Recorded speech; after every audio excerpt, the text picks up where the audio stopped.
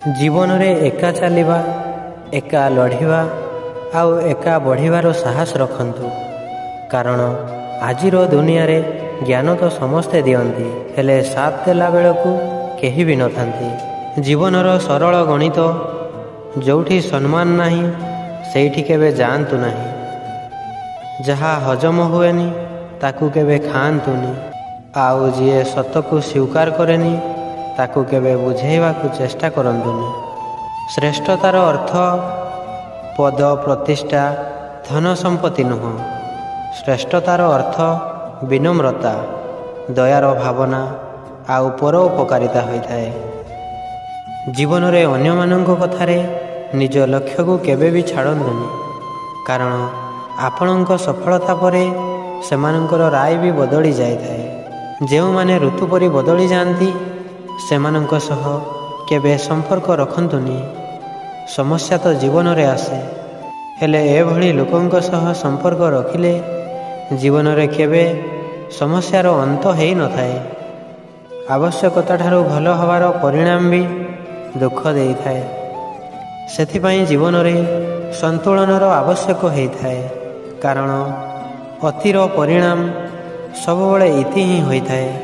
भावना रे भासुथिबा लोक केवल संपर्क को संभाली थांती, वास्तविकता को बुझुथिबा लोक संपर्कर फायदा नहीं थांती, आउ चतुर लोक फायदा देखिकी ही संपर्क जोड़ी थांती। जीवन रे सम्मान पाइबा को हेले केवल धन रे नुह मन रे भी धनी हुअन्तु।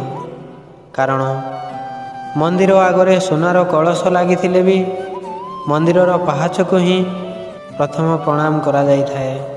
निज शब्द रे मधुरता रखंतु, कठोरता नुह, कारण शब्दर मधुरता जीवन को सुंदर करि थाए, आउ शब्दर कठोरता जीवन रे महाभारत घटई थाए। सुंदर पोशाक मनीष शरीर को सुंदर करि थाए सत, हेले खराब व्यवहार नकारात्मक चिंताधारा आउ स्वार्थपर भावना मनीषर चरित्र को असुंदर करि देई थाए। अन्यर कथारे निजको दुर्बल करि दियंतुनी, अन्यर कथारे निजर मानसिकता को विकलांग करि दियंतुनी, कारण दृढ़ इच्छा शक्ति थिले सब किछि संभव हेई थाए। जहा बदलई पारिबे ताकू बदलांतु, जहा बदलई न पारिबे ताकू स्वीकार करंतु, जहा स्वीकार करि न पारिबे ताठू दूरेई जांतु। जीवन रे सबुबले खुशी रे रहिबे। जो घरर मुख्य परिवार रे होउथिबा अन्याय को देखिकी भी पितामह भीष्म साजी थाए, से घरे महाभारत हवाटा सुनिश्चित हेई थाए। एतिकी मने रखिबे, आजिर दुनिया रे केवल सफलता ही अनाथ हेई थाए, कारण सफलतार अनेक संपर्कीय थांती। आजी जिए दुख भोगुची भविष्यत रे से निश्चय सुख भोगिबो, हेले आजी जिए अन्य को दुख देउची ता भविष्यत निश्चय दुखमय हब, कारण एइटा ही प्रकृतिर नियम। प्रशंसार लोभ केवल अयोग्य लोकमानंक पई परिचय हेई थाए, कारण योग्यतार प्रशंसा तो लोक निज शत्रु को भी करिथांती। जदि केही आपणंकु अणदेखा करुची मन दुख करंतुनी, बरं खुशी हुअन्तु, आपण मूल्यवान अटंती। कारण मनीष से सबु जिनिस अणदेखा करिथाए जहाको किणिबार क्षमता ता पाखरे न थाए। गछर डाଳରେ बसिथिबा चढ़ेई डाଳ हलुथिले भी डरी न थाए, कारण से डाଳର भरोसारे नुहे निजर डेणार भरोसारे बसी थाए। एइटा गोटे जीवनर शिक्षा जे जहा भी करंतु भरोसा निज उपरे रखंतु। जीवन रे सबुबले भल काम करि चलंतु, सेथिपई आपणंकु किए प्रशंसा करू कि न करू, कारण सूर्य उदय हेबा पई समस्तंकु निदर उठिबाकू अपेक्षा करि न थाए।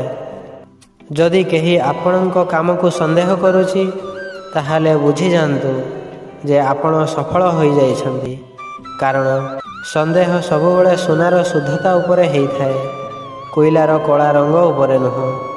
शब्दर शक्ति को केबे भी कम भाबिबार भूल करंतुनी, कारण गोटिए छुट ही आउ गोटिए छुट ना बेले बेले जीवन को संपूर्ण बदलई देई थाए। जीवन को निज हिसाब रे बंचिबा शिखंतु। लोकंक कथार मूल्य बा कौन ଲୋକ ତ ନିଜର ସ୍ୱାର୍ଥ ପାଇଁ ବିଚାରଠୁ ବ୍ୟବହାର ପର୍ଯ୍ୟନ୍ତ ସବୁକିଛି ବଦଳେଇ ଦିଅନ୍ତି। ସେଥିପାଇଁ ତ ଚାହାରେ ମାଛି ପଡ଼ିଲେ ଚାହାକୁ ଫିଙ୍ଗି ଦେଉଥିବା ବେଳେ ଘିଅରେ ମାଛି ପଡ଼ିଲେ ଘିଅକୁ ନୁହଁ ମାଛିକୁ ଫିଙ୍ଗି ଦେଇଥାନ୍ତି। ଜୀବନରେ ପ୍ରକୃତ ଖୁସି ସେତେବେଳେ ମିଳିଥାଏ ଯେତେବେଳେ ଆମେ ଅନ୍ୟ ପାଇଁ ସାହାଯ୍ୟର ହାତ ବଢ଼େଇଥାଉ। ଏତିକି ମନେ ରଖିବେ, କାହାକୁ ସାହାଯ୍ୟ କରିବା ପାଇଁ ଗୋଟିଏ ହାତ ବଢ଼େଇବାଟା ଭଗବାନଙ୍କ ଆଗରେ 2 ହାତ ଯୋଡ଼ିବାଠୁ ଅଧିକ ମୂଲ୍ୟବାନ ହୋଇଥାଏ। ଶାନ୍ତ ରହୁଥିବା ମଣିଷକୁ କେବେ ଦୁର୍ବଳ ଭାବିବାର ଭୁଲ କରନ୍ତୁନି, କାରଣ ତୁଫାନ ଆସିବା ପୂର୍ବରୁ ପ୍ରକୃତି ବି ଶାନ୍ତ ରହିଥାଏ।